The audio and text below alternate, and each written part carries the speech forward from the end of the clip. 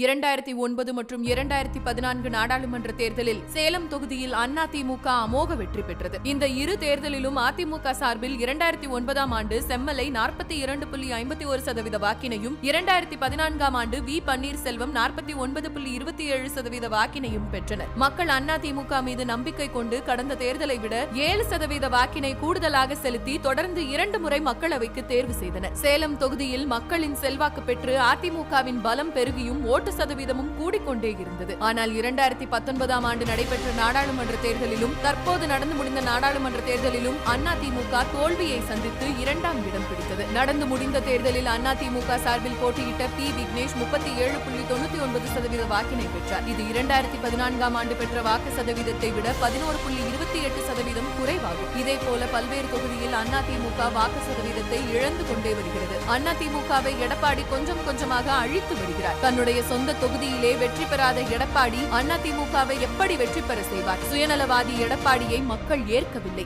அதிமுகவிற்கு தற்போது ஒற்றை தலைமையை விட கூட்டு தலைமையே வேண்டும். இதனை அறிந்து தொண்டர்களே ஒன்றிணைந்திடுவோம், தோல்வியிலிருந்து மீண்டுடுவோம்.